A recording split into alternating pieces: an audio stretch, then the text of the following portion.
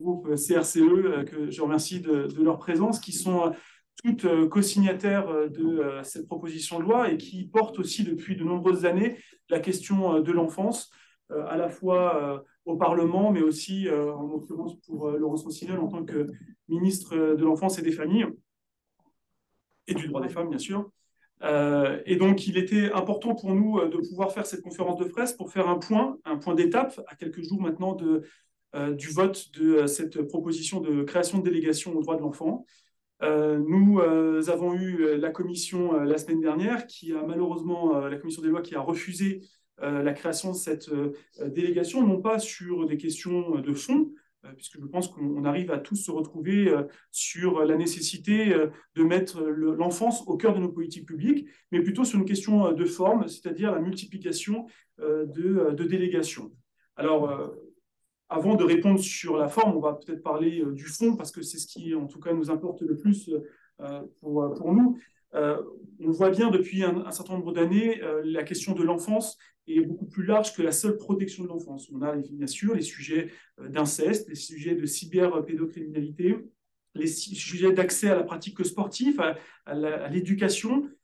Nous avons aussi la question du handicap pour les jeunes, qui est aussi très important, notamment dans les publics les plus fragiles. La lutte contre les inégalités, la question de l'obésité. Donc vous voyez que ce sont des sujets qui touchent aujourd'hui toutes les commissions, à la fois les affaires sociales, bien sûr, mais aussi la question de la commission des lois, la commission aussi sur l'aménagement du territoire, puisque cette politique est une politique décentralisée, la politique de l'enfance, elle est en charge, elle est sous la responsabilité des départements. La question aussi du droit des femmes, puisque c'est intimement lié aux violences intrafamiliales. Et donc, nous avons besoin aujourd'hui, et c'est d'ailleurs la volonté des co-signataires et de ceux qui soutiennent cette délégation, de pouvoir avoir une délégation qui puisse être transversale sur l'ensemble des commissions permanentes de notre Assemblée. Alors, l'UNICEF avait dit dernièrement, avait publié un rapport en saluant les avancées majeures ces 30 dernières années sur la question de la protection de l'enfance, mais qu'il restait aussi des progrès à accomplir pour garantir la pleine réalisation des droits des enfants en France. Euh, selon, euh, selon nous, il nous apparaît que ces défis sont traités de façon peut-être en silo dans un certain nombre de commissions et que nous avons besoin de pérenniser et d'avoir une vision transversale de la question de l'enfance, de l'intérêt supérieur de l'enfance, puisque je rappelle que nous sommes signataires de la Convention internationale des droits de l'enfant, que ça fait 33 ans aujourd'hui que nous sommes signataires, que cette convention ne nous impose pas de créer une délégation aux droits de l'enfant, mais par contre, elle incite fortement à le faire, et c'est surtout une demande depuis plus de 20 ans du secteur de l'enfance, de toutes les associations, associations et personnalités qui œuvrent aujourd'hui pour l'enfance. Vous avez pu le voir peut-être sur les réseaux sociaux ce week-end, où nous avons une mobilisation de plusieurs dizaines d'associations qui œuvrent dans la protection de l'enfance et de plusieurs personnalités comme Florence Foresti, Alexandra Lamy, Andrea Bescon, Pierre Le Marchal ou Isabelle Carré, qui se sont mobilisés aussi pour appeler les sénatrices et les sénateurs à soutenir cette création de délégation des droits de l'enfant. Alors, je laisserai la parole, bien sûr, à mes collègues co-signataires et qui portent avec moi cette proposition de loi. Mais vous rappelez quand même que cette création d'une délégation, elle est transversale sur le fond, mais elle est aussi transpartisane. Elle a été portée dès 2003 à l'Assemblée nationale par Jacques Barrot, alors président de l'UMP, et qui avait fait voter à l'unanimité la création de cette délégation à l'Assemblée nationale et au Sénat. Et elle n'avait jamais été inscrite à l'ordre du jour du Sénat. Puis, en 2019, le groupe CRCE, et je salue Laurence Cohen ici présente, avait porté également cette délégation, la création de cette délégation dans nos deux assemblées. Malheureusement, elle avait été refusée sous les mêmes arguments, c'est-à-dire une non-multiplication des groupes d'études et délégations dans notre Assemblée. Et puis, le temps a évolué aussi, la question de l'enfance a été la libération de la parole aussi concernant les enfants, la prise en compte dans nos politiques publiques de la question de l'enfance a été plus importante. Et nous avons eu la présidente de l'Assemblée nationale qui a décidé, par décision du bureau à l'unanimité des groupes, c'est bien de le soulever parce que c'est quand même tellement rare d'avoir unanimité à l'Assemblée nationale que pour une fois, ça a été le cas, sur la question de l'enfance qui était centrale. Et donc, depuis le mois de septembre, une délégation aux droits des enfants a été créée par décision du bureau et non pas par la loi. C'est peut-être la différence aussi entre nos deux chambres. Pourquoi alors, puisque vous me poserez certainement la question, mais pourquoi avoir décidé de le faire par la loi? Et bien justement pour pérenniser et que ce ne soit pas seulement une décision de bureau, mais bien une décision par la loi pour faire en sorte que la question de l'enfance soit centrale dans notre politique, dans l'application des lois que nous mettons en place, et faire en sorte que nous puissions alimenter le travail parlementaire, alimenter le travail des commissions permanentes par les différentes auditions et actions que nous pourrions, et missions flash que nous pourrions mener dans cette délégation. Cette délégation, elle n'a pas le pouvoir législatif, ce n'est pas une commission permanente, elle ne vote pas la loi, elle ne vote pas des amendements, mais elle est consultée pour avis sur les questions de l'enfance, et ça permet, encore une fois, de coordonner toutes les politiques concernant l'enfance pour alimenter le travail parlementaire. Et ça, je pense qu'on peut mieux légiférer lorsqu'on a tous les éléments pour légiférer, et c'est le propre d'une délégation, comme nous avons créé il y a maintenant plusieurs années la délégation aux droits des femmes, comme nous le faisons d'ailleurs avec la délégation aux entreprises, et malgré tout, qui est en lien direct avec la commission des affaires économiques et qui, malgré tout, ne concurrence pas cette commission.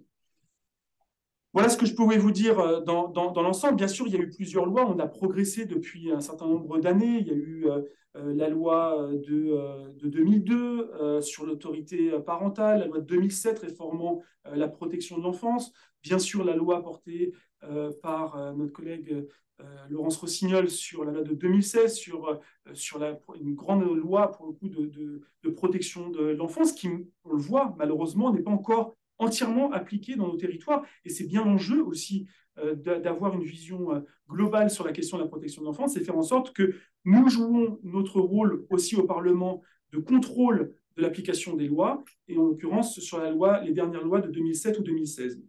Et puis la loi de 2019, relative à l'interdiction des violences éducatives ordinaires, ou celle dernièrement de janvier 2022 que nous avons voté, la loi Taquet sur la question de la protection de l'enfance, et notamment l'interdiction de l'hébergement hôtelier pour les enfants placés.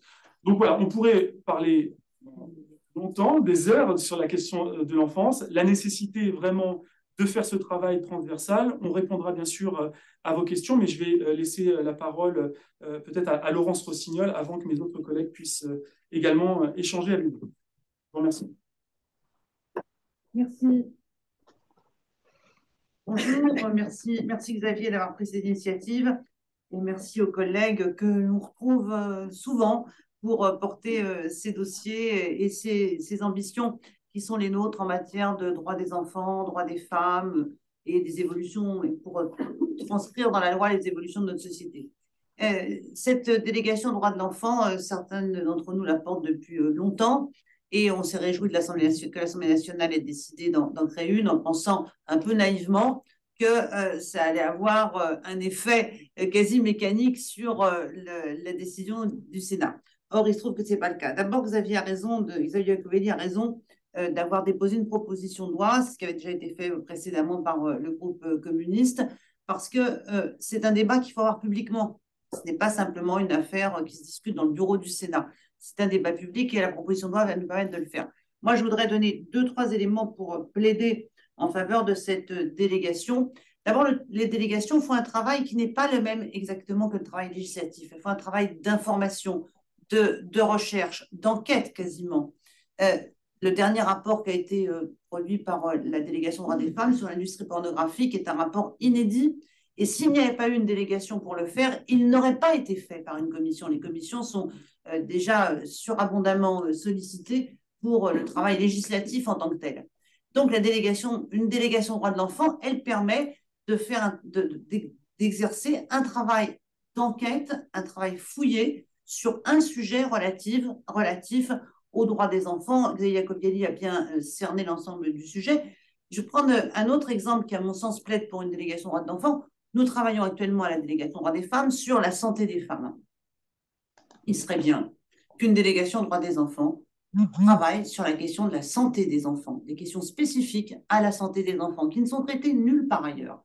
Parce que on est toujours sur plusieurs ministères, un peu la santé, un peu la protection de l'enfance, un peu les familles, quand il y a le ministère des familles, mais il n'y a pas un ministère qui est chargé, et c'est bien normal, de la santé des enfants.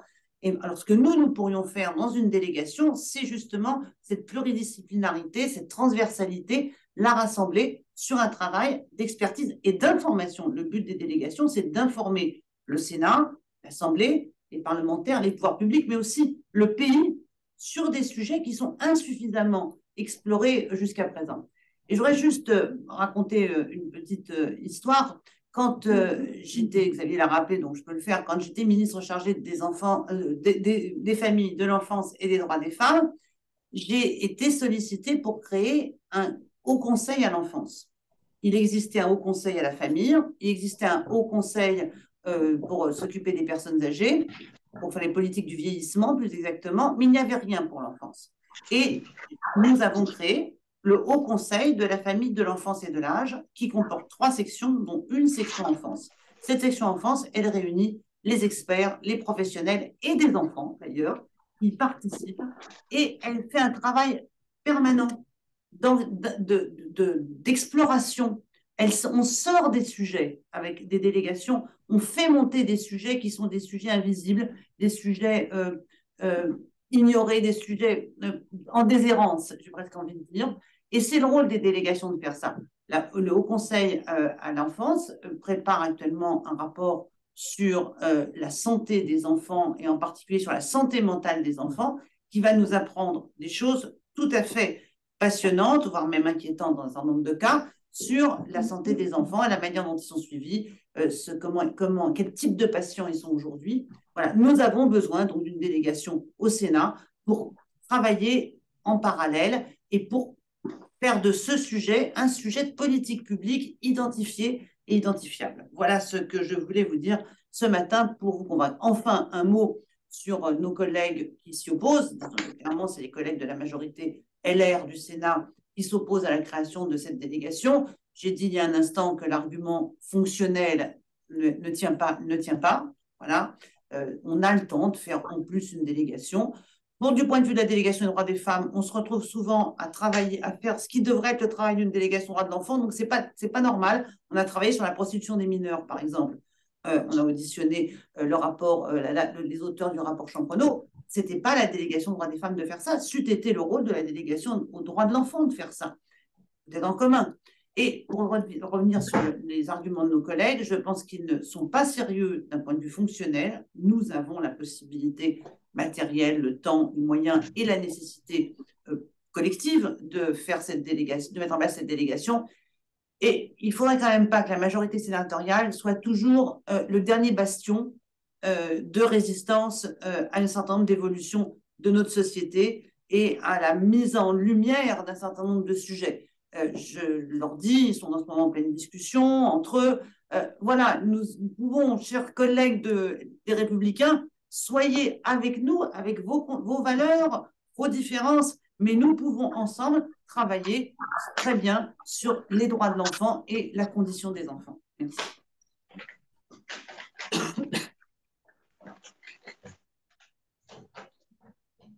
Donc, merci à Xavier Iacovelli.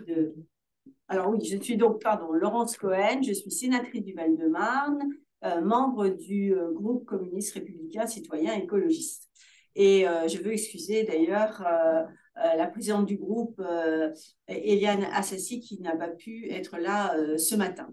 Donc, je veux remercier Xavier Iacovelli de cette initiative d'une PPL. Beaucoup de choses ont été dites et c'est vrai qu'au niveau de mon groupe, le groupe communiste, on a été à l'initiative au niveau de la défense de cette délégation aux droits des enfants. Je ne vais pas redire les dates, mais il y a une date quand même qui est assez illustratrice de la bataille qui est menée pour faire reconnaître un certain nombre de choses. C'est en 1996 que le Parlement a fait du 20 novembre la journée nationale des droits de l'enfant et qui était déjà issue d'une proposition de mon groupe au Sénat qui avait été acceptée à l'unanimité. Donc, à la fois, on voit que les choses avancent, mais la lenteur quand même des avancées.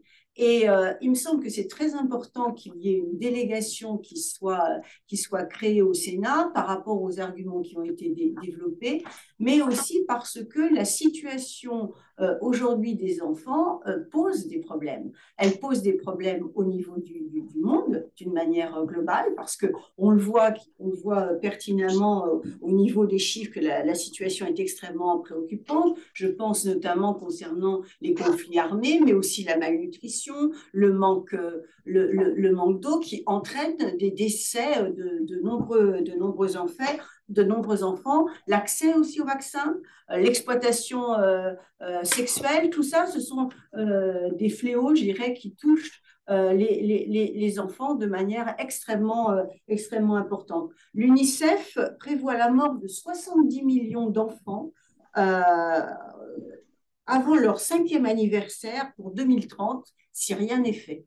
Donc, c'est quelque chose qui doit nous interpeller toutes et tous aujourd'hui. Il faut savoir aussi qu'il y a encore 5 pays qui persistent à condamner à mort des enfants, l'Iran, l'Arabie saoudite, le Yémen, le Soudan et le Pakistan. Donc voilà, ça c'est la situation brossée à grands traits, parce qu'évidemment je ne veux pas développer, mais qui montre qu'il y a besoin au niveau de l'Assemblée nationale, qui l'a fait, mais maintenant du Sénat, d'avoir la création de cette délégation. Et bien sûr, la situation en France n'est pas aussi dramatique que ce que je viens de décrire au niveau international, mais persiste d'énormes problèmes concernant les enfants.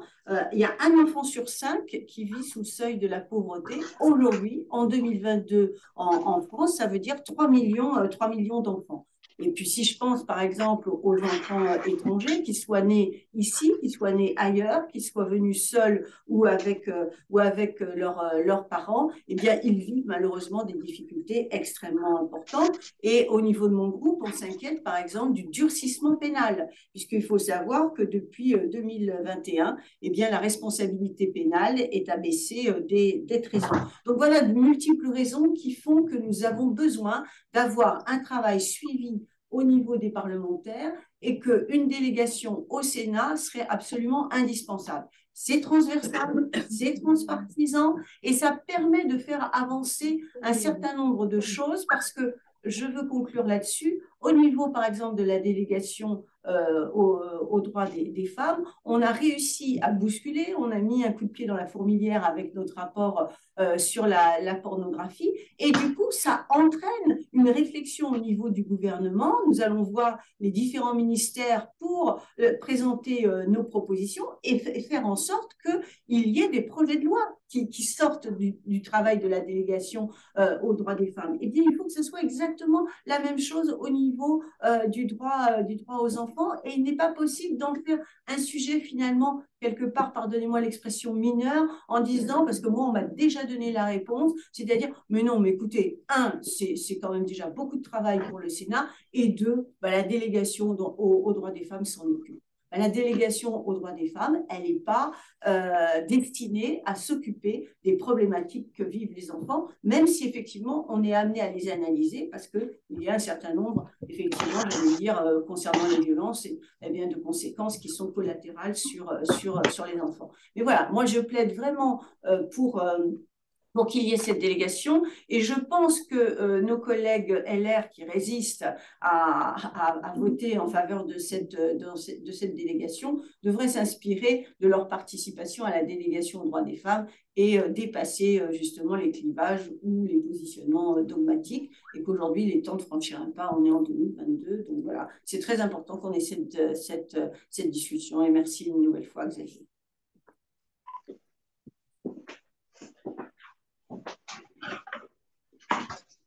Merci, bonjour à tous. Alors, je suis Nassima Dindar, je suis sénatrice de l'île de la Réunion. Je voulais remercier Xavier et puis l'ensemble des collègues.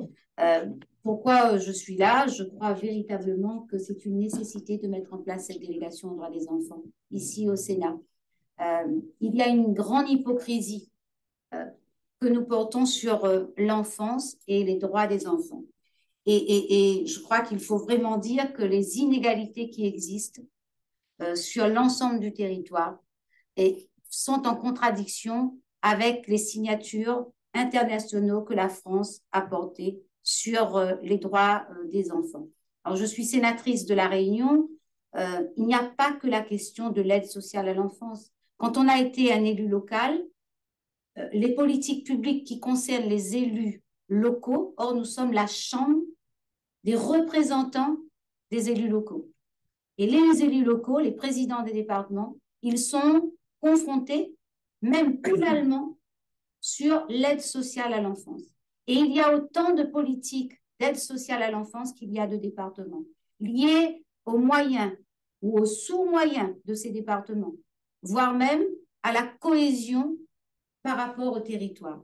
Donc ça, c'est la première inégalité, la première injustice qui existe dans nos politiques publiques par rapport à l'aide sociale à l'enfance. Et vous avez les chiffres de ceux qu'on retrouve adultes en grande difficulté, en grande précarité, et qui viennent de ces enfants de l'aide sociale à l'enfance. Puis le deuxième point, quand on vit à La Réunion, j'ai envie de vous dire que la situation de Mayotte vous interpelle tous les jours. Vous avez ça en pleine gueule. On ne peut pas ignorer que les mineurs isolés de Mayotte à Pointe-à-Pitre, en passant par n'importe quel autre territoire, on doit d'abord les scolariser, et il n'y a pas d'égalité sur le territoire national sur la scolarisation de tous les enfants. On doit s'occuper de leur santé, on doit prévenir des inégalités, on doit privilégier et protéger tous ces enfants. Or, on ne se donne pas les moyens, on se voile la face. Et il est très difficile de traiter des violences intrafamiliales si nous ne donnons pas nous-mêmes aux mères de famille que nous recevons, qu'on reçoit dans les commissariats, sans qu'on leur dise, mais une maman retient sa plainte pour protéger ses enfants, dans 80% des cas. Et donc, quel est le signal qu'un parlementaire, que la République donne aux mamans qui elles-mêmes attendent des réponses plus fortes des parlementaires que nous sommes, de la loi, si nous n'avons pas cette cohérence sur les politiques. Et donc, les élus locaux, de la même façon, un conseiller départemental a besoin de savoir quelle est la vision globale que la République porte sur les droits des enfants pour connaître ce que deviendra le citoyen futur de demain. Et moi, je terminerai là-dessus. Je dis le degré de démocratie. Il se situe, il se mesure au poids et au niveau qu'on donne, à la place qu'on donne aux enfants. Et si on veut donner des leçons pour empêcher les mariages précoces, les droits des enfants, les droits des genrés ou les non-droits genrés dans le monde, je crois que nous devons créer cette commission et qu'on doit dire que les travaux qui seront menés, les collègues l'ont dit avant moi, seront des travaux nécessaires pour que sur les droits humains, nous puissions avancer. Voilà ce que je voulais vous dire en quelques mots. En remerciant Xavier de sa proposition. Merci beaucoup. Bon, je vais être très courte parce que parler en dernier, l'avantage, c'est que la plupart des choses ont déjà été dites. D'abord, remercier Xavier. Pardon, oui, je me présente. Je suis Mélanie Vogel. Je suis sénatrice écologiste des Françaises et des Français de l'étranger. Et à l'étranger, il y a aussi des enfants. Donc, je voulais remercier Xavier Iacovelli d'avoir pris cette initiative, enfin que son groupe ait pris cette initiative et assurer évidemment du soutien de tous les écologistes depuis longtemps pour évidemment voter cette proposition de loi. Beaucoup de choses ont été dites sur pourquoi c'était important, donc je ne vais pas répéter la plupart des choses, juste donner deux arguments, un argument de fond, un argument de forme. Sur le fond, pourquoi c'est important de créer une délégation aux droits de l'enfant? En général, c'est utile et intéressant de créer des délégations sur des sujets qui sont transversaux et spécifiques. Pourquoi l'enfance est un sujet spécifique? Parce que la fragilité de l'enfance et la responsabilité de la société envers les enfants est quelque chose de spécifique, qui est transversal, et que les enfants ne peuvent pas prendre la place en débat public que les adultes ne leur donnent pas.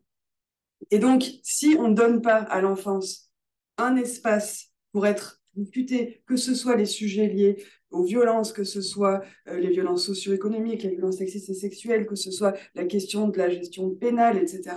Si on n'a pas un endroit où en discuter, ces sujets ne sont jamais traités.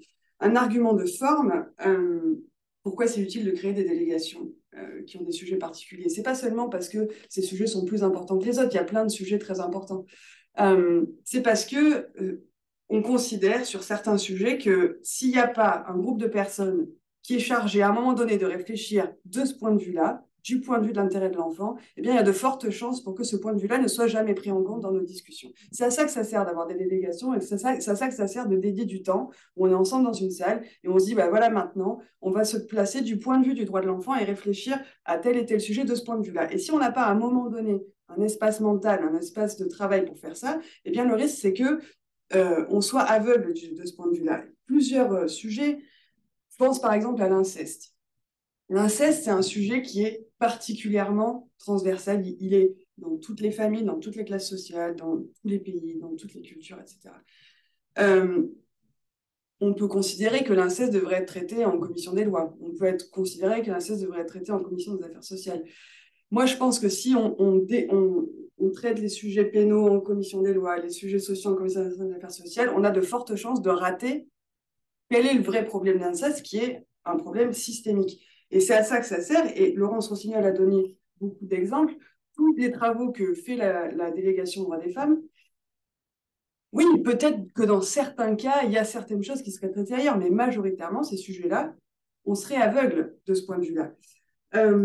Et les arguments qui ont été donnés par la majorité sénatoriale, par le groupe Les Républicains en particulier en commission des lois pour rejeter cette initiative, voilà, franchement, je voulais juste dire qu'ils, de mon point de vue, sont assez lunaires. Alors la question, il y a trop de délégations. Ouais, ok, écoutez, vous avez là un certain nombre de sénatrices et de sénateurs de tous les groupes qui disent, nous, on a envie de travailler sur ce sujet, qui est un sujet, ce que disent les Républicains, très important. Franchement, quel est l'intérêt de s'opposer à ça? Je trouve ça n'a aucun sens. Le fait de dire, écoutez, c'est déjà traité ailleurs, en particulier en délégation des droits des femmes. Non, c'est peut-être un sujet, en fait. Hein, si c'est la délégation des droits des femmes qui s'occupe des enfants, enfin, je veux dire, donc juste pour information, il y a des enfants qui sont des garçons, il n'y a pas que les femmes qui ont des enfants, donc en soi, dans certains cas c'est lié, mais dans beaucoup de cas ça n'a strictement aucun rapport. Et quand on regarde le fait qu'on a, moi j'ai rien contre, la délégation aux entreprises. Je suis pas contre la délégation aux entreprises, mais je pense que le chemin qu'on a à faire en France pour comprendre ce que c'est une entreprise, pour développer le droit des entreprises, le droit des contrats, essayer de prendre en compte les intérêts des entreprises, je pense que, bon, voilà, on a bien compris que c'était une entreprise en France et pourtant, on a créé une délégation aux entreprises alors qu'il y a plein de commissions qui s'occupent toute la journée de gérer des dossiers qui ont des impacts sur les entreprises. Il n'y a pas de problème, je ne demande pas à ce qu'on supprime la délégation aux entreprises. Mais quand on voit le chemin qui doit être fait sur la question de l'enfance, bah, je me dis que peut-être, en termes de priorité, ce serait bien de montrer qu'on y accorde de l'importance.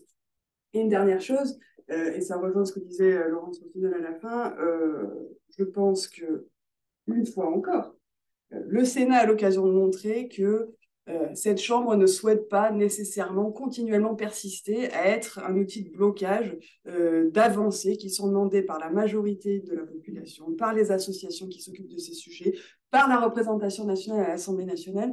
Et je pense que voilà, de temps en temps, quand on a l'occasion de montrer qu'on veut être autre chose qu'une force de blocage, eh bien, on peut saisir cette occasion. C'est pas bien compliqué. Il ne va rien se passer de grave. Il va juste y avoir des sénatrices et des sénateurs de tous les groupes qui vont réfléchir aux droits de l'enfant. Je pense que ça va aller. Merci. Ouais.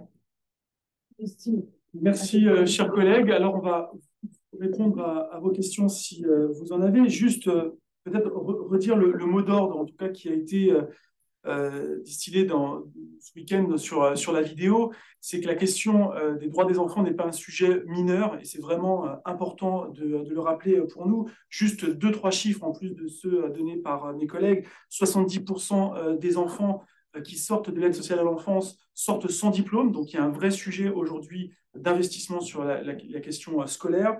25% des sans domicile fixe de moins de 25 ans ont eu un parcours à l'aide sociale à l'enfance, donc ont été sous la protection de notre République et de nos institutions. Donc, il faut aussi poser les bonnes questions sur cela. 160 000 enfants ont subissent par an un viol. Donc, c'est aussi un vrai sujet de société. Et puis, encore une fois, je pense que la question, les enfants ne sont pas seulement des petites choses qu'il faut protéger, c'est avant tout des sujets de droit. Et je pense que le fait de créer une délégation aux droits des enfants, aux droits de l'enfant, permettrait de les reconnaître en tant que sujets de droit avant tout et que la République et le Parlement puissent les respecter. Je vous laisse maintenant poser votre question à la fois dans la salle et en ligne. Oui. Oui, Romain David pour Public Sénat. La question a été un peu abordée. Vous avez parlé des violences sexuelles, d'inceste, de la santé aussi des enfants.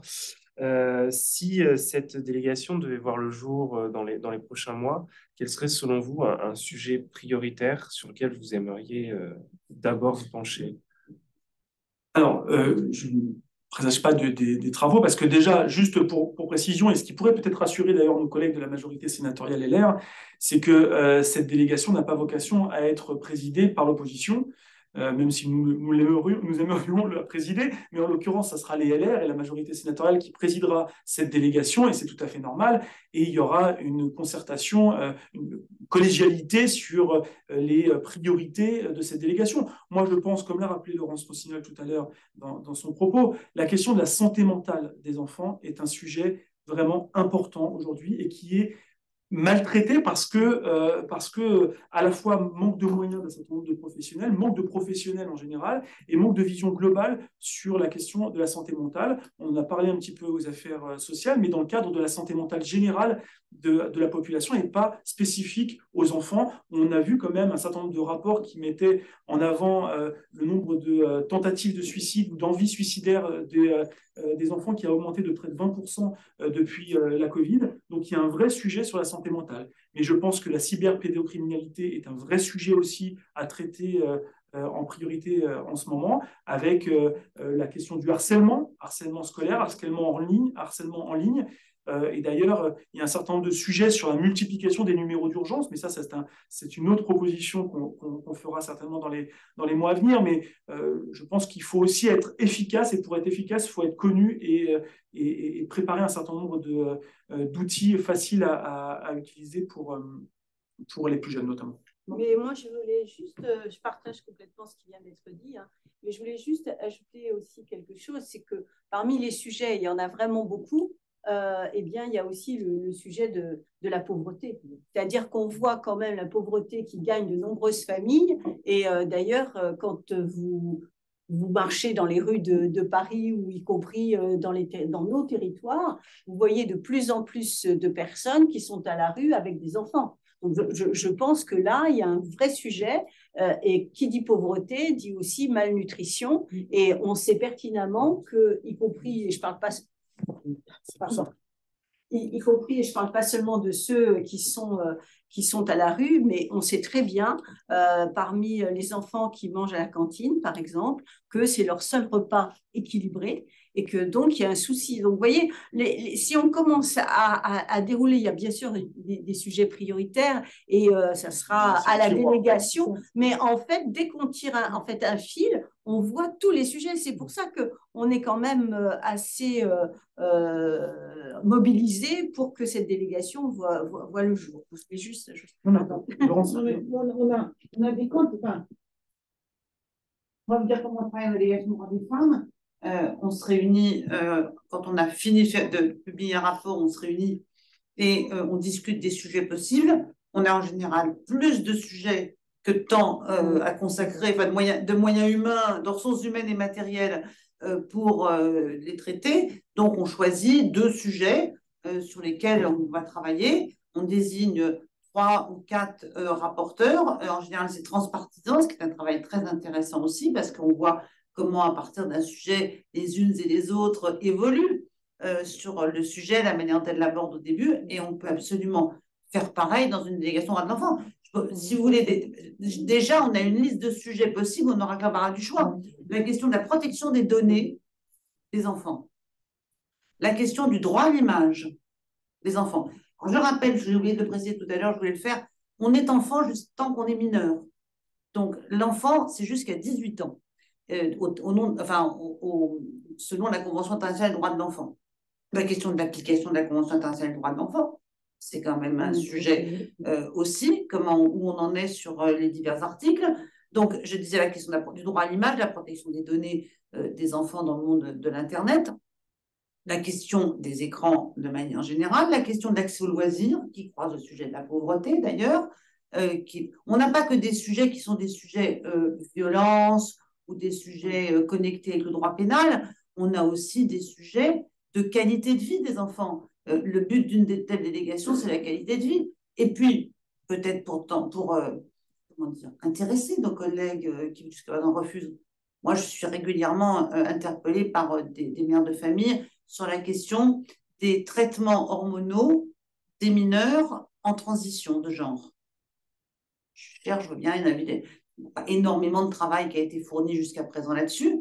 Ça peut être un travail, mais ça peut être un travail de la délégation aux droits de l'enfant. C'est un sujet, il est posé à la HAS, il est posé au comité, le comité d'éthique a été interpellé, tout le monde a été interpellé sur ce sujet-là. Pour, contre, abstention. Mais en tout cas, avant de savoir si c'est pour, contre, abstention, il y a déjà du travail d'exploration, d'expertise. Une délégation, c'est un lieu où on acquiert de l'expertise sur un sujet qui est un sujet ignoré. Et enfin, j'ajoute une chose, c'est que je pense qu'il n'y a pas d'hostilité de fond, probablement, à cette délégation. Mais il y a quelques années que je travaille sur ces sujets et j'ai quand même mesuré à quel point la question des droits de l'enfant est en fin de compte une question très subversive.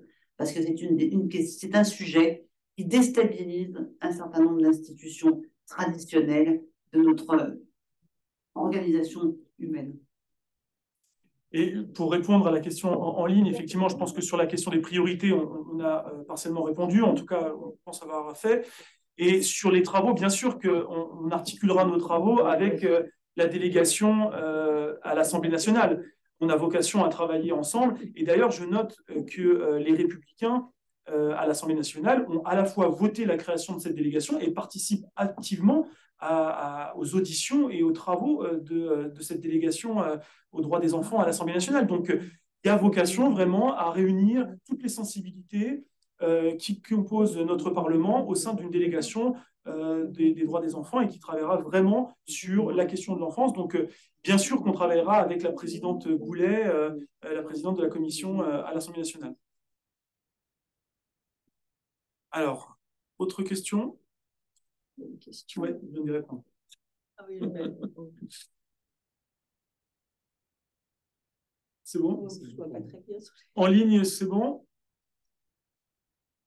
Ah, si, peut-être oui, juste une question un peu technique. J'imagine que la création d'une délégation par le bureau, comme c'est le cas à l'Assemblée nationale, peut être supprimée très facilement. Si c'est acté par la loi, d'où l'intérêt de la proposition de loi, elle ne pourra pas disparaître comme ça. Une loi peut toujours être abrogée, mais c'est plus difficile, effectivement. C'est aussi pour ça qu'on avait choisi de le faire passer en proposition de loi. Je rappelle quand même que la proposition de loi a été déposée avant que le bureau ne soit saisi de l'Assemblée nationale. Donc c'est vrai qu'on aurait pu aussi... je vous avoue que moi, naïvement, je pensais qu'il fallait d'abord passer par la loi avant que le bureau puisse s'en saisir. Donc je n'avais pas...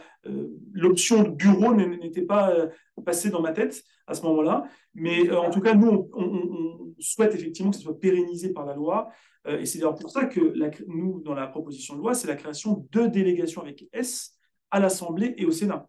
Et donc, il faudra de toute façon que ça passe en première lecture aussi à l'Assemblée nationale, ce qui n'empêchera pas d'ailleurs, si nos collègues LR et si la majorité sénatoriale souhaitent effectivement changer d'avis, en tout cas que dans l'hémicycle on puisse avoir voté favorablement à cette création, ça n'empêchera pas le bureau de se saisir et de créer par anticipation cette délégation le temps que la navette parlementaire se fasse. Comme on l'a déjà à l'Assemblée, le bureau pourra très bien le faire au Sénat.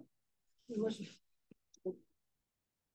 je vais ajouter une petite chose, c'est que Nous, quand on a déposé également notre proposition de loi, donc pour poursuivre sur ce qu'on avait déjà travaillé depuis des années, bon, elle n'a pas rencontré un succès puisque ça a été rejeté. Hein, on l'a quand même proposé, y compris avant que l'Assemblée nationale décide d'une délégation. Donc là encore, on a rencontré l'hostilité en quelque sorte du groupe LR qui n'a pas voté.